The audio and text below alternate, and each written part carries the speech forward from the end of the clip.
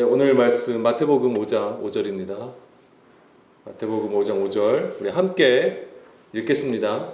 온유한 자는 복이 있나니 그들이 땅을 기업으로 받을 것이며. 아멘. 자, 오늘 얘기는 온유한 자와 그리고 그 땅을 기업으로 받는다고 했는데요. 그것이 무엇인지에 대해서 살펴보겠습니다. 자, 온유하다의 사전적인 의미는 온화하고 부드러운 태도나 성격을 가리키는 말이에요. 실제적으로도 사전적인 의미에서 집중하면 온유한 자는 착한 사람으로서 땅을 받는 것이 되겠지만, 성경적인 관점에서는 이 온유한 자는 착한 사람을 얘기하는 게 아니에요. 우리가 생각하는 착한 사람이 아니에요. 누구를 얘기하는 거냐면 의인을 가리키는 거예요. 이제 이것을 이제 나중에 정리하면서 이제 우리가 알게 되는데요. 이 온유한 자는 의인을 가리킨 겁니다. 그래서 이 온유한 자는 사실 앞에 3절에 심령이 가난한 자, 그 가난한 자하고도 연결되는 거예요. 사실 거의 같은 의미로 보아도 무관하지 않습니다. 같은 거예요, 거의. 자, 이 온유한 자는 프라우스라고 되어 있습니다. 프라우스. 그래서 이 프라우스라는 단어는 온유한 또는 겸손한이라는 뜻을 가지고 있습니다. 이 말씀은 이 누가복음에도 사실 팔복이 있거든요. 그런데 누가복음에는 이 말씀이 없어요. 병행구가 없습니다.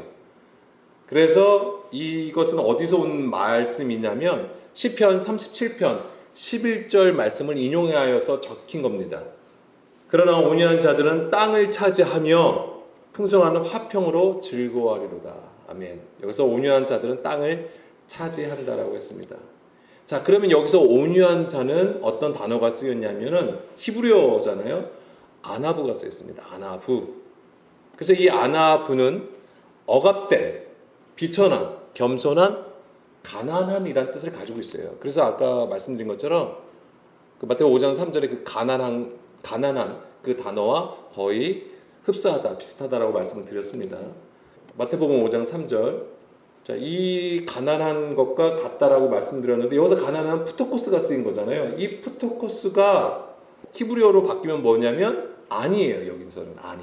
그래서 이 아나부나 아니는 사실 같은 단어라고 볼 수 있습니다. 그래서 이 아니라는 것도 억압받는, 가난한, 비천한, 낮은 이라는 뜻을 가지고 있는 거예요. 그러니까 아까 그 단어와 굉장히 같은 것을 볼 수가 있는 것이죠. 그래서 이 가난함이라고 하는 것은 실제 재산이 없어서 거지가 된 가난함을 말하는 것이기도 하지만 억압받는 것과 관련되어서 어떤 그 폭력적인 것으로부터 자기가 지금 매여 있는 상태를 얘기하는 거예요. 그러니까 눌려 있는 상태, 어떤 그 거대한 세력으로부터 눌리고 억압받는 상태를 얘기하는 것이고요. 그 다음에 그것으로부터 자기의 재산이 박탈당하는 거예요. 빼앗기는 것을 얘기하는 것이죠. 그러니까 우리가 이제 성경에서 보게 되면 이스라엘의 역사가 그런 거잖아요. 이스라엘의 역사가 하나님께서 약속하신 땅을 받기 전에는 어디에 있었던 것이죠? 예, 애굽에 있었던 거예요. 제가 이제 항상 보죠. 이 팔복을 얘기할 때는 이 배경이 되는 것이 출애굽이라고 말씀을 드렸습니다. 그러니까 우리의 상태는 어떤 거냐? 애굽에 있는 상태라고 하는 거예요. 그것이 바로 흑암 가운데 있고 혼돈과 공허 속에 있는 것이고 깊은 가운데 있는 상태를 얘기하는 것이에요. 땅의 상태, 의로움이 없는 상태. 그런 상황에서 어떻게 하시는 거죠? 거기서 하나님께서 모세를 통하여서 애굽을 시키시는 거잖아요. 그래서 어디로 인도하시는 겁니까? 광야를 거쳐서 가나안 땅으로 인도하시는 것이죠. 그래서 아까 마태복음 5장 5절에 온유한 자는 복이 있나니 그들이 땅을 기업으로 받는다고 했을 때 그럼 여기서 땅은 당연히 그 땅이에요. 사실 여긴 전치사가 쓰이질 않았지만은 그 땅, 즉 어디를 얘기하는 거냐면 가나안 땅을 가리키는 것이죠. 자, 그래서 이런 관점에서 아까 이 프라우스 이것을 보게 되면은 마태복음 11장 29절을 볼게요.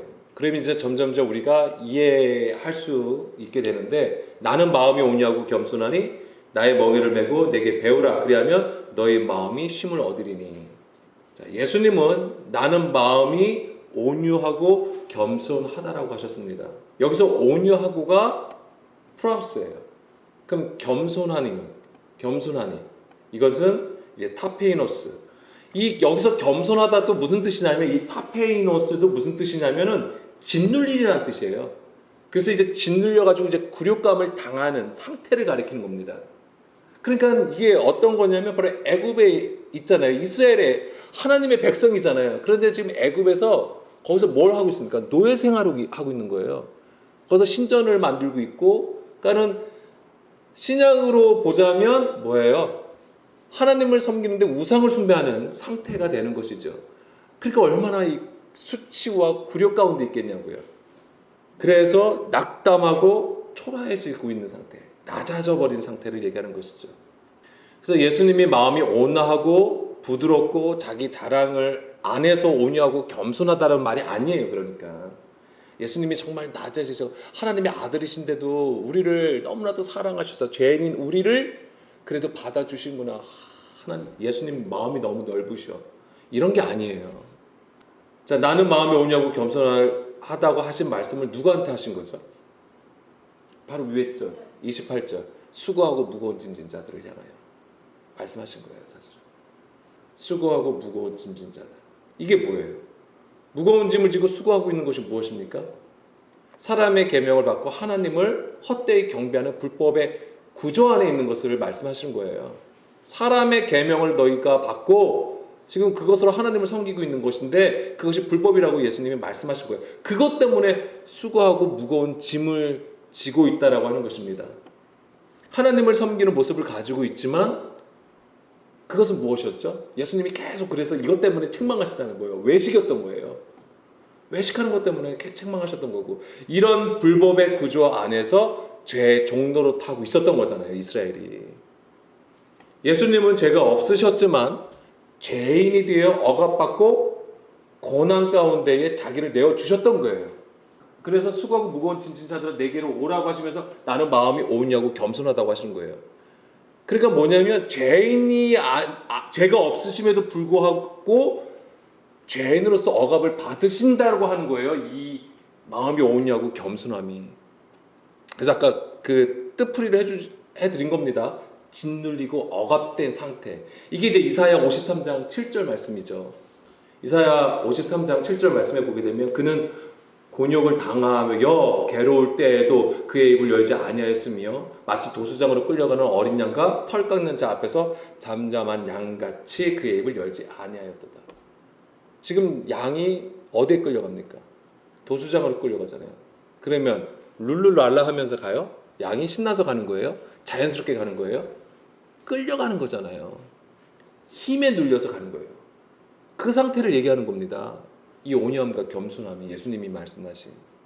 그러니까 우리는 이것이 무엇인지 알죠. 이 내용이 무엇인지 알죠. 바로 예수님의 십자가잖아요. 그래서 예수님께서 십자가를 지심으로써 어떻게 하신 거예요? 그 불법의 구조를 완전히 깨뜨리셨던 거였거든요. 일단 십자가는요, 자기를 부인하고 자기 십자가를 들고 예수님을 따르는 것이었습니다. 그것이 아까 마태복음 다시 11장 28절, 그것이 바로 나의 멍에라고 하는 거예요. 그래서 나의 멍에를 메고 배우라고 하는 거예요. 왜? 그래야 이길 수 있기 때문에. 그래야지 그 불법의 구조를 깨뜨릴 수 있기 때문에. 솔직히 말하면 실제 멍에가 뭔지 아시잖아요. 그게 쉬운 일입니까? 힘들죠. 어려운 겁니다. 그래도 예수님은 같이 멍에를 매자고 하시는 거예요. 왜? 그게 이기는 방법이기 때문에. 그래서 이 멍에를 매자고 하셨다고 하는 얘기는 바로 예수님과 우리가 함께 동행한다고 하는 거잖아요. 그 얘기는 다시 말씀드리면 나와 멍에를 매라고 하시는 것은 나의 말을 들으라고 하는 거예요. 예수님의 그 말씀을 들으라, 이 얘기예요. 그래서 이것을 멍에를 매야지만이 뭐죠? 쉼을 얻게 된다고 하신 거잖아요. 그게 바로 예수님께서 우리에게 주신 거에 뭐예요? 영과 생명을 주시기 때문에 그것이 쉼이라고 하는 거예요. 그것이 샬롬의 상태가 되는 것이죠. 자, 그리고 이 프라우스하고 관련돼서 마태복음 21장 5절. 자, 이것도 보게 되면 시온 딸에게 이르기를 내 왕이 되게 임하니니 그는 겸손하여 나귀 곧 멍에 매는 짐승의 새끼를 탓도다 하라 하였느니라. 아멘. 자, 이것은 여기서 그는 겸손하여라고 되어 있잖아요. 이게 바로 프라우스입니다. 여기서는 온유라고 해석을 안 하고 겸손으로 해석을 한 거예요. 예. 근데 프라우스가 쓰였습니다. 자, 이거는 어떤 상황이죠? 예수님께서 이제는 예루살렘 성으로 입성하시는 거죠. 왜요? 이제 죽으시기 위해서 가시는 거예요. 들어가신 거예요. 이 마지막 여정입니다. 그런데 무엇을 타십니까? 나귀를 타신다고 하는 거예요. 이 나귀를 탄다고 하는 것이 뭐예요? 예수님의 우리가 이 나귀와 관련해서 우리가 예수님께서 정말 겸손하시다, 정말 낮은 자의 모습을 보여준다라고 했던 거잖아요. 예, 맞는 것입니다. 그런데 여기서 나귀를 탔다고 했는데 이 나귀는 어떤 나귀였냐면 멍에 매는 짐승의 새끼라고 하는 것이죠. 예수님은 어떤 모습으로 들어가신 겁니까? 가난하고 온유함으로 들어가시는 거예요. 이게 아까 뭐라고 했어요? 양이 도수장에 끌려가는 거, 그거라고 하는 것이죠. 여기서 예수님께서 말씀을 따라 가는 거잖아요. 말씀을 따라 이 마지막 여정을 순종하여서 가시는 것이지만 이것이 아까 이사야 53장 7절과 같은 거예요. 우리는 감히 그 심정을 이해를 못하죠. 사실은 예수님은 하나님의 아들이시고 하나님의 말씀을 따라서 온전히 순종하신 것으로 생각하지만 그 예수님은 뭘 가지고 계신 거죠? 육신을 가지고 계신 거잖아요. 그렇지만 철저히 자기를 부인하는 가운데 고난의 길로 지금 순종하여 가는 길인데 이것이 마치 도수장에 끌려가는 양과 같다라고 하는 거예요. 우리가 그거를 어떻게 알겠습니까? 우리가 예수님과 정말 십자가에서 그리스도와 함께 십자가에 못 박히지 않는 이상은 절대 이것을 우리가 알 수가 없어요. 근데 반드시 우리는 예수님을 따라가야 되는 것입니다. 예. 그러니까 예수님은 가난하고 온유함으로 이제 예루살렘 성으로 들어가신 것이죠. 이것이 바로 십자가를 지신 바로 고난의 길이었던 것이고요. 자, 이제 구약 얘기를 좀 해보겠습니다. 구약에 보면 하나님께서 온유한 자라고 말씀하신 자가 있습니다. 누구죠? 이제 모세. 예. 민수기 12장 3절입니다. 이 사람 모세는 온유함이 지면의 모든 사람보다 더하다라고 하나님께서 말씀하세요. 여기서 이 온유함은 아나부가 쓰였습니다. 아나부. 자, 근데 하나님 이 말씀은 사실 3절의 말씀은 하나님께서 지금 모세를 변호해 주시는 거예요. 왜요? 1절. 자, 모세가 구스 여인을 취하죠. 그러니까 아론과 미리암이 그것을 비방합니다. 판단해 버린 것이죠. 그리고 이 일 때문에 미리암은 어떤 병에 걸리죠? 나병에 걸리게 되어 있습니다. 이 나병에 걸림도 우리가 원죄와 연결해서 사실 이해를 해야 되는 부분이기도 합니다. 자, 하나님은 모세의 온화한 성품을 가졌고 하나님의 말씀에 순종하는 자이기 때문에 모세의 편을 드신 것일까요? 그가 가진 성품 자체가 온화하기 때문에 아닙니다. 자, 7절, 8절을 통해서 우리는 이 온유함, 하나님께서 그가 온유하다고 하신 것을 깨달을 수 있습니다. 뭐냐면 7절, 8절 말씀해 보면 내 종 모세와는 그렇지 아니하니 그는 내 온 집에 충성합니다. 여기서 충성함은 아만이에요. 신약에서는 이것이 믿음이에요. 믿음. 피스토스. 믿음으로 해석이 된 겁니다. 그러니까 그가 믿음이 있다라고 하는 거예요. 근데 그 믿음이 뭐예요? 사도 바울이 믿음은 들음에서 난다. 그리스도의 말씀에서 말씀을 듣는 것이라고 했잖아요. 뭐냐면 이 믿음은 곧 들음을 얘기하는 거예요. 그래서 지금 하나님께서 모세가 충성하다고 말씀하신 것은 뭐예요? 그가 온전히 들었다라는 것을 가르쳐주는 말입니다. 자, 그러면서 8절에 보면 그와는 내가 대면하여 명백히 말하고 은밀한 말을 하지 아니하며 그는 또 여호와의 형상을 보거늘 너희가 어찌하여 내 종 모세의 비방하기를 두려워하지 아니하느냐. 여기서 하나님은 이제 모세와 대면하여서 명백히 말하였다고 말씀하세요. 여기서 대면하여. 자, 대면하면은 우리는 뭘 딱 어떤 그림이죠? 얼굴과 얼굴을 보는 거잖아요. 예, 맞습니다. 근데 그 얼굴과 얼굴을 보는 거는 오히려 명백히가 오히려 뭐냐면 마레라는 단어가 쓰여서 이게 뭐냐면 보다라는 의미에서 나온 거예요. 보다. 그러니까 보는 거예요. 외관을 보고 얼굴을 보는 건데 여기서 대면하여는 패라는 단어가 쓰였습니다. 패 뭐예요? 입이에요. 입. 그러니까 무슨 뜻이죠? 입에서 입으로라는 거가 된 거예요. 그러니까 모세가 대면하여서 명백히 내가 모세와 대면하여서 명백히 말하였다고 하는 것은 나의 말을 그에게 주었다라고 하는 얘기예요. 그러면 당연히 그러면은 아까 모세가 충성함이라고 했잖아요. 그러면은 대면하여서 말하였다고 하는 것은 모세가 어떤 상태였다? 온전히 들었다라고 하는 거예요. 그래서 하나님의 말씀을 온전히 들어서 구스의 여인을 아내로 맞이하였다라는 것이 되는 거죠. 그런데 그것을 그 온전히 듣고 순종한 그 모세의 믿음을, 그 순종을 지금 미리암과 아론이 비방을 해버린 거예요. 자, 그리고 한 가지 더 말씀드릴 것은, 내가 대면하여 명백히 말하고는 곧 그는 또 여호와의 형상을 보거늘. 자, 이거와 같은 것입니다. 뭐냐면, 내가 대면하여 명백히 말하고, 아까 이게 하나님의 그 말씀을 온전히 들은 것이라고 말씀드렸잖아요. 이 온전한 들음이 곧 무엇이냐면, 여호와를 온전히, 여호와의 형상을 본 것이 되는 겁니다. 우리가 하나님 보기를 원하는 거잖아요. 그렇죠? 하나님 보기 원하시잖아요. 이게 뭐냐면 하나님의 말씀을 듣는 것이 곧 보는 것이에요. 그래서 히브리적인 개념은 보는 것, 듣는 것이 곧 아는 것이에요. 이런 자가 바로 온유함을 가진 자라고 하는 거예요. 이게 온유함이에요. 자, 잠깐 구스 여인 한번 볼까요? 자, 모세의 이 온유함은 이 하나님의 말씀을 따라서 이 구스 여인을 취하게 됩니다. 아내로 맞이하게 됩니다. 자, 구스 여자가 보여주는 것은 무엇입니까? 검은 피부를 가졌다고 하죠. 검은 피부. 피부가 검다는 얘기는, 검다라고 하는 것은 피부가 검게 그슬린 거하고도 관련되어 있어요. 검게 탄 것. 그래서 우리가 아가서 1장 5절 말씀을 보게 되면은, 예루살렘 딸들아, 내가 비록 검으나 아름다우니 게달의 장막 같을지라도 솔로몬의 휘장과도 같다. 내가 햇볕에 쬐어서 거무스름할지라도 흘겨보지 말 것은 내 어머니 아들들이 나에게 노하여 포도원지기로 삼았음이라. 나의 포도원을 내가 지키지 못하였구나. 왜 검게 되었죠? 예, 햇볕에 쬐었어요. 거기서 뭐 하게요? 지금 포도원지기로 삼았다고 했으니까 거기서 포도원이 뭐냐면 이스라엘을 상징하는데, 거기에 뭐예요? 일을 하고 있는 거예요. 그럼 이 얘기는 무슨 얘기냐면, 여기서 내 어머니의 아들들은 누굴 얘기할까요? 사람의 계명으로 가르치는 종교 지도자들을 가리키는 거예요. 사람의 계명을 받고 지금 열심으로 수고하고 있는 상태.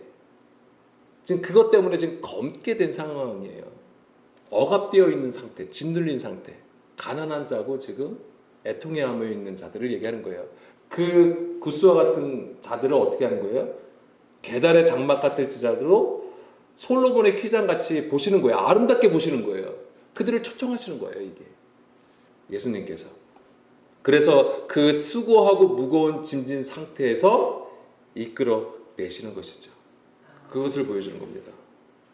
바로 이 모세가 구스 여인을 취한 것은 사람의 계명으로 교훈을 삼는 그 불법의 구조에서 이끌어내는 것을 보여주는 거예요. 그게 복음이었던 건데, 이 아론과 미리암은 자기네들도 뭐예요? 미리암은 선지자잖아요. 그렇죠? 근데 아론 제사장으로 세워지는 자인데, 그들도 자기네도 하나님을 지금 대면하고 있다라고 얘기를 했던 거잖아요. 그렇지만은 하나님의 온전한 것을 깨닫지 못하는 상태에서 자기가 아는 것으로 오히려 모세를 비방했던 겁니다. 모세는 온전히 그 복음의 그림을 보여줬던 것이죠. 자, 에베소서 2장 14, 16절 말씀입니다. 그러니까 예수님은 이런 불법의 구조를 깨뜨리시고 둘로 하나를 만드신 거잖아요. 둘로 하나를 만드는 거. 원수된 것이죠. 원수된 것을 십자가로 소멸하시고 샬롬을 주신 것이잖아요.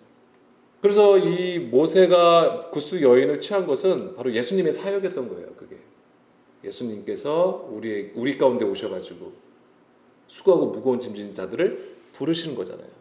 그게 바로 이제 그리스도의 사역이었던 것입니다. 다시 마태복음 11장 28절, 29절 보고, 자, 그리고 요거 위에 게 바로 뭐냐면, 지금 아까 모세, 그죠? 민수기 12장에서 모세의 온유함을 아까 7, 8절에 뭐였죠? 그 대면하여 명백히 말했다고 하신 거잖아요. 그러니까 말씀을 주시고 그걸 온전히 들은 거잖아요. 자, 수고하고 무거운 짐진 자들 이 얘기를 하시고 그 바로 앞에 무슨 내용이 있냐면, 내 아버지께서 모든 것을 내게 주셨으니 아버지 외에는 아들을 아는 자가 없고 아들과 또 아들의 소원대로 계시를 받는 자 외에는 아버지를 아는 자가 없다. 이 얘기를 하셨어요. 그리고 수고하고 무거운 짐진 자들한테 다 내게로 오라고 말씀하신 거죠. 내 아버지께서 모든 것을 주셨다고 했습니다. 예수님이 받으신 것은 무엇입니까? 말씀이에요. 복음, 진리의 말씀이었던 것이죠. 그래서 예수님께서 수고하고 무거운 짐진 자들에게 주신 것이 무엇입니까? 말씀이었던 거예요. 왜? 그거를 통하여서 뭐예요? 불법의 구조가 완전히 깨지기 때문에. 그래서 이 예수님과 함께 멍에를 매는 것은 바로 예수님의 그 가르침을 받는 것을 말하는 거죠. 그의 말씀을 듣는 거예요. 주의 말씀을 듣는 것입니다. 그게. 그래서 이 27절처럼 아버지의 모든 것을 받는 자가 누굽니까? 아들이라고 하는 거예요. 아버지 외에는 아들을 아는 자가 없고 아버지가 아들을 아는 것, 이게 무엇이냐면 우리가 야다라고 하는 거죠. 그게 야다. 뭐죠? 경험적인 알을 얘기하는 거예요. 그것이 바로 대면하여서 그 말씀을 받는 것. 하나님은 얼굴과 얼굴을 맞대서 우리에게 우리가 뭐가 점이 몇 개인지 죄송합니다. 점이 몇 개인지 뭐가 낫는지 이거 보려고 하시는 게 아니잖아요. 얘가 어떻게 생겼는지 보려고 하시는 게 아니란 말이에요. 하나님은 우리의 외모를 보시는 게 아니라 중심을 보신다고 했잖아요. 근데 그 중심이 어떤 중심이냐고요? 말씀을 듣는 거예요. 내 마음이 좀 지금 여리고 착하고 성실하고 이런 거 보시려고 하는 게 아니란 말이에요. 그래서 예수님은 아버지로부터 받은 그 진리의 말씀을 수고하고 무거운 짐을 지는 자들을 향하여 선포하시는 것입니다. 그게 복음이었던 것이고, 그 선포가 그냥 나눔으로 끝난 게 아니에요. 그냥 설교하신 걸로 끝난 게 아니잖아요. 친히 예수님은 그 모든 것을 말씀에 순종하여서 고난의 길로 행하셨고 그 마지막에 십자가였단 말이에요. 우리가 그것을 절대 잊어서는 안 됩니다. 다시 마태복음 5장 5절로 보겠습니다. 자, 온유한 자는 이렇게 말씀을 드리고요. 근데 사실은 더 우리가 나눌 게 많아요. 근데 굉장히 이제 시간적인 제약이 있기 때문에, 자, 온유한 자가 땅을 기업으로 받는다고 했죠. 자, 땅은 당연히 그 땅입니다. 어떤 땅이죠? 가나안 땅인데, 바로 이제 우리가 연결해서 봐야 되는 것은 아브라함에게 약속하신 언약의 땅이라고 하는 거예요. 하나님은 아브라함을 부르셨습니다. 그리고 아브라함과 그 후손에게 약속하셨죠. 약속하신 것이 무엇입니까? 두 개가 있습니다. 뭐냐면 처음엔 땅이에요. 그리고 후손이에요. 근데 그 후손은 뭐냐? 씨를 주신다고 했잖아요. 근데 바울은 그 씨를 예수 그리스도로 설명을 해주고 있습니다. 그것도 좀 이따 잠깐 살펴보겠습니다. 자, 그래서 하나님께서는 그 땅은 이 성경에서는 바로 가나안 땅을 얘기하는 것이고요. 그래서 이 출애굽은 하나님의 아브라함과 맺은 그 언약을 기억을 하셔서 이스라엘이 애굽에 있었잖아요. 그래서 그 애굽으로부터 해방시키시고 광야를 거쳐서 가나안 땅으로 이제 들어가시는 것을 우리에게 보여주시는 겁니다. 자, 그래서 아까 이 마태복음 5장 5절이 이제 시편 37편 11절 말씀을 인용한 거라고 했잖아요. 자, 시편 37편을 보게 되면은 전체적으로 이 시편 37편을 보면은 우리가 이 마태복음 5장 5절을 또 이해하는 폭이 넓어지게 되는데요. 이 37편은 그 무슨 내용이냐면은 악인과 의인의 결국은 어떠하다는 것을 우리에게 말해주는 부분이에요. 그래서 악인은 결국 멸망을 당하지만 의인은 하나님께서 구원해 주신다고 하는 내용인데, 그 의인의 구원을 바로 이 땅을 차지하는 것과 관련되어서 여기는 적고 있는 거예요. 그래서 다 보지는 않고요. 시편 37편 7절에서 9절 말씀입니다. 제가 좀 빠르게 읽겠습니다. 여호와 앞에 잠잠하고 참고 기다리라. 왜냐면 왜 이 얘기를 계속하냐면 의인은 지금 핍박을 받고 있는 상태예요. 악인은 막 지금 뭐가 좀 잘 되고 뭔가 지금 형통한 가운데 있으니까 하나님께서 잠잠하고 참고 기다리라. 자기 길이 형통하며 악한 길을 이루는 자 때문에 불평하지 말지어다. 분을 그치고 노를 버리고 불평하지 말라. 오히려 악을 만들 뿐이라. 진실로 악을 행하는 자들은 끊어질 것이나 여호와를 소망하는 자들은 땅을 차지하리로다. 갑자기 땅 얘기가 나오는 거예요. 악인의 형통에 대해서 너희들이 분내거나 그들을 부러워할 필요 없다 이렇게 얘기하시면서 갑자기 의인을 얘기하시는데, 의인은 땅을 차지한다라고 말씀을 하시죠. 11절. 그러나 온유한 자들은 땅을 차지하며 풍성한 화평으로 즐거워하리로다. 그러니까 이 땅을 차지하면 곧 무엇과 관련됐습니까? 샬롬하고 관련되어 있는 거예요. 그래서 이것은 우리는 무슨 내용인지 알죠. 이 샬롬이 어떤 상태죠? 내 안에 대적이 쫓겨난 상태를 얘기하는 거예요. 그래서 그 당시 가나안 족속을 몰아내 쫓아낼 때에 비로소 샬롬이 임한다라고 하는 것이죠. 근데 이제 중요한 말씀이 있는데 특히 이제 27절에서 29절 말씀 뭐라고 되냐면 악에서 떠나 선을 행하라.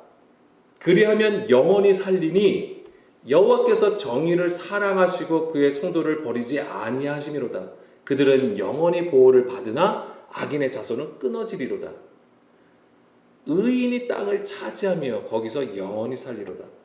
의인의 입은 지혜로우며 그의 혀는 정의를 말하며 그의 마음에는 하나님의 법이 있으니 그의 걸음은 실족함이 없으리로다. 아멘. 지금 시편을 제가 27절부터 31절까지 읽어드렸는데 벌써 여기에 아까 제가 앞서서 설명했던 내용들이 다 있는 거예요. 온유한 자가 복이 있는데 그들이 바로 땅을 차지한다는 게 이게 마태복음 5장 5절 말씀이잖아요. 그리고 그 땅을 차지한다는 것이 무엇인지 지금 여기에 기록되어 있는 거예요. 그래서 우리가 여기서 볼 수 있는 것이 바로 그 온유한 자가 누구라는 것을 알 수 있냐면 바로 의인이라는 것이죠. 악에서 떠나 선을 행하고 오직 정의를 사랑하고 말씀을 듣는 자. 하나님은 그런 자를 버리지 아니하신다고 하는 것이고 철저하게 보호해 주신다라고 하시는 겁니다. 그래서 의인이 땅을 차지한다고 되어 있잖아요. 29절에. 의인이 땅을 차지한다. 아까 11절에서는 온유한자가 땅을 차지한다고 했었잖아요. 그러니까 온유한자가 곧 의인을 얘기하는 겁니다. 그래서 우리가 이것을 새겨들어야 될 게 뭐냐면 아까 처음에 우리가 기도할 때 읽어드린 것처럼 의인이 없다라고 하는 거예요. 우리 안에는 어떤 의로움이 없어요. 온전한 의인은 누굽니까? 예수님밖에 없으신 거예요. 그래서 우리가 예수님과 함께 하지 않으면 우리의 그 모든 것은 다 불법이 될 수밖에 없다라고 하는 거예요. 우리의 구조에서 우리 안에서 나오기 때문에 그것 때문에 바로 예수님이 죽으신 거고 우리는 반드시 예수님과 함께 죽는 것이 있어야 되는 거예요. 그래야지 예수님의 그 의로움에 우리가 참여할 수 있다라고 하는 겁니다. 그리고 그 의로움 때문에 우리가 기업을 받게 되는 거예요. 그게 로마서에 바울이 그걸 적은 거잖아요. 그래서 이 온유한 자가 의인이라고 말씀을 드렸고 바로 그 의인이 땅을 차지하는 거잖아요. 근데 다시 마태복음 5장 5절에서는 기업으로 받는다고 돼 있어요. 기업을 받는다. 그렇죠? 마태복음 5장 5절에 보게 되면은 온유한 자는 복이 있나니 그들이 땅을 차지한다고 하지 않고 여기서는 기업을 받는다고 돼 있잖아요. 클레로 노메오라고 되어 있습니다. 이게 무슨 뜻이냐면은 상속자가 되다라는 뜻이에요. 이게 상속자가 되는 거예요.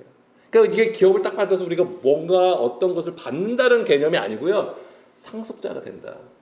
로마서 4장 14절부터 사실 4장을 전체 다 봐야 되는데 13절부터 보게 되면은 아브라함이나 그 후손에게 세상의 상속자가 되리라고 하신 언약은 율법으로 말미암은 것이 아니고 오직 믿음의 의로 말미암은 것이다.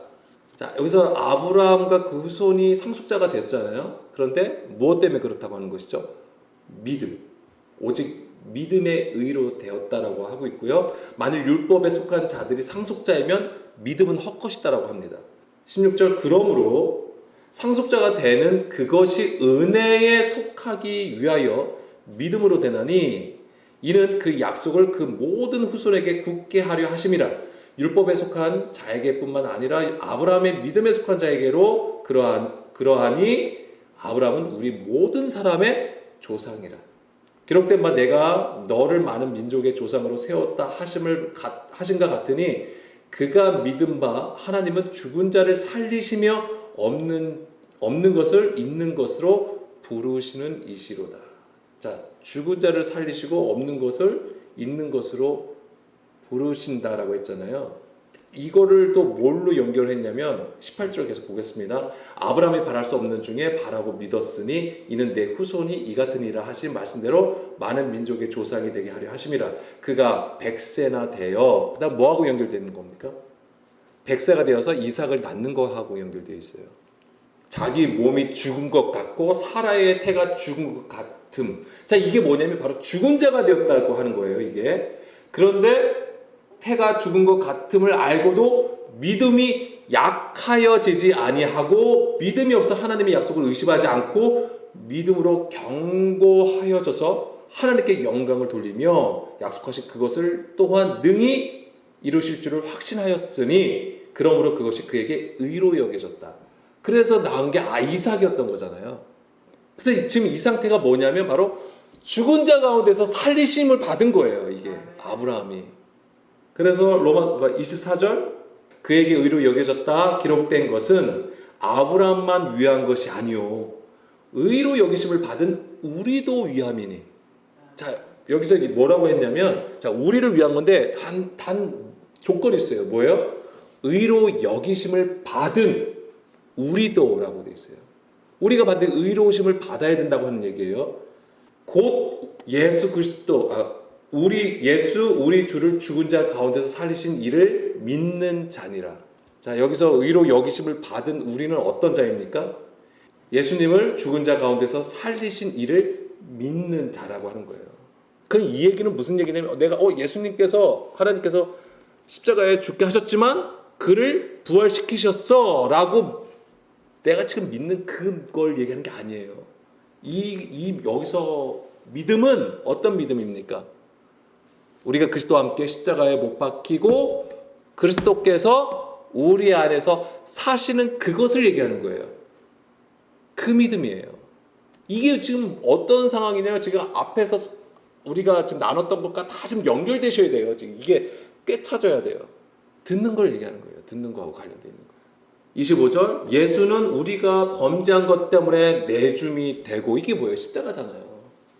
또한 우리를 의롭다 하시기 위하여 살아나셨다라고 하는 거잖아요. 그 예수님과 함께 우리가 십자가에 못 박혀야 된다고 하는 거죠. 이게 뭐냐면 죽은 자 가운데서 우리가 살리심을 받는 건데 이게 바로 그런 자가 바로 의롭다함을 받는다라고 하는 거예요. 근데 이것을 바로 이제 아브라함을 통해서 하나님은 이미 보여주신 거예요, 우리에게. 그래서 예수님은 우리를 하나님의 기업의 상속자가 되게 하시려고 자신을 친히 내어 주셨던 거죠. 우리를 상속자로 만드시기 위해서. 그 하나님께서 아브라함에게 하신 그 약속을 우리가 받게 하시기 위해서. 그래서 우리의 육신됨을 십자가로 패하시고 죽은 자 가운데서 살리심으로 하나님 앞에 의롭게 하신 것입니다. 의롭게 함을 하신 것이죠. 자, 로마서 8장 13절입니다. 너희가 육신대로 살면 반드시 죽을 것이로되 영으로서 몸의 행실을 죽이면 살리니 무릇 하나님의 영으로 인도함을 받는 사람은 곧 하나님의 아들이라. 자, 육신으로 반드시 죽어야 돼요. 육신으로 살면 반드시 죽는데 영으로서 그 몸의 행실을 죽이면 살게 된대요. 그리고 그런 자는 하나님의 영으로 인도함을 받기 때문에 하나님의 아들이 되는 것이죠. 그럼 여기서 13절은 너희가 영으로서 몸의 행실을 죽이는 게 어떻게 하면 이게 죽어지나요? 이게 듣는 것을 통해서 듣는 거예요. 우리가 하나님의 말씀을 듣게 될 때에 바로 이 일이 일어나게 되는 거예요. 이게 아까 모세가 가진 온유함이라고 하는 거예요. 15절부터 또 읽어드리면 너희는 다시 무서워하는 종의 영을 받지 아니하고 양자의 영을 받았으므로 이게 아들의 영입니다. 우리가 아빠 아버지라 부르짖는다. 아빠 아버지라 부르짖는 것은 엄청난 수준이라고 말씀드렸어요. 장성한 자의 수준이 되는 것입니다. 성령이 친히 우리의 영과 더불어 우리가 하나님의 자녀인 것을 증언하시나니 자녀이면 또한 상속자 곧 하나님의 상속자여 그리스도와 함께한 상속자니 우리가 그와 함께 영광을 받기 위하여 고난도 함께 받아야 할 것입니다. 이것을 잘 이해하셔야 돼요. 너희가 하나님의 아들이면은 하나님의 자녀라면은 곧 상속자라고 하는 거예요. 근데 그 상속자는 내가 또 뭐 상속자가 돼서 자랑할 것이 아니고 반드시 뭐예요? 그리스도와 함께 한 상속자라고 하는 거예요. 그러니까 예수님이 있어야 되는 거예요. 그러니까 우리가 예수님을 알지 모르고서는 아무것도 할 수가 없는 거예요. 뭐도 될 수 없는 거예요. 근데 하나님은 우리를 하나님의 자녀로서 의로운 자로서 세우시기 위해서 그 아들을 죽게 하셨다고 하는 거예요. 이게 은혜라고 하는 거예요. 이게 하나님의 은혜. 자, 상속을 받는다는 얘기는 무슨 얘기입니까? 제가 상속을 받아요. 그럼 그냥 받는 경우도 있겠지만 대부분 뭐죠? 누군가는 죽어야 되는 거예요. 예수님이 죽으셨기 때문에 우리가 상속자가 되는 거죠. 맨 마지막에 17절의 말씀처럼 우리가 그리스도와 함께 한 상속자가 되려면 반드시 그리스도와 함께 고난도 함께 받아야 되는 거예요. 다시 말씀드리면 그리스도와 함께 십자가에 못 박힘이 있어야 되는 것입니다. 그것이 고난이에요. 근데 우리가 지금 어떻게 예수님과 십자가에 못 박힐 수 있냐고요. 들음을 통해서 듣는 거예요. 예수님의 말씀을 들어. 그래서 그 들음은 그냥 우리가 지금 듣는 거는 다 지금 우리 교제 가운데 이루어지는 거예요. 이게 반드시 각자가 성령님의 역사를 통해서 반드시 영과 생명으로 반드시 그것을 들어야 되는 거예요.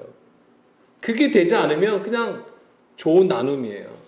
좋은 나눔은 곧 배설물이 되는 겁니다. 반드시 성령님을 따라서 진리로 깨달아서 내 안에 그것이 영으로서 역사해야 되고요. 생명으로 나아져야 되는 거예요. 반드시. 그래서 예수님이 하나님으로부터 받은 그것을 우리도 반드시 가져야 되는 것입니다. 로마서 8장 2절이죠. 생명과 영의 법. 즉 하나님의 입에서 나온 모든 말씀. 우리가 절대 이것을 잊어서는 안 돼요. 이 영과 생명의 법이 무엇이겠습니까? 하나님의 입에서 나오는 그 말씀이라고 하는 거예요. 예수님이 아들로서 그 하나님 아버지와 대면하여서 그 말씀을 정확하게 받았고 그것을 또 오늘 우리에게 전해주신다고 하는 것입니다. 자, 이거 한 가지만 더 보겠습니다. 야고보서 2장 21절. 여기서도 이 의롭다 하심을 받는 것에 대해서 나오는데요. 우리 조상 아브라함이 그 아들 이삭을 제단에 바칠 때에 행함으로 의롭다 하심을 받은 것이 아니냐라고 했어요. 여기서는 뭐 때문에 의롭다 하심을 받았다고 했죠? 야고보는 지금 그 아들을 바쳤을 때 번제로 드리는 것, 그 순종을 보고 하나님께서 그의 믿음을 의롭다고 여기신 것으로 지금 보고 있습니다. 아브라함이 100세 얻은 그 아들을 번제로 바친다는 것은 곧 무엇을 얘기하는 겁니까? 자기를 철저히 부인한 것을 얘기하는 거예요. 자기가 죽은 거예요. 자기 죽음이에요. 그리고 거기서 자기가 완전히 죽어졌잖아요. 이게 아까 이 예수님께서 도살장에 그렇죠? 양으로 끌려가는 그 이사야 53장 그 7절 말씀과 같은 거예요.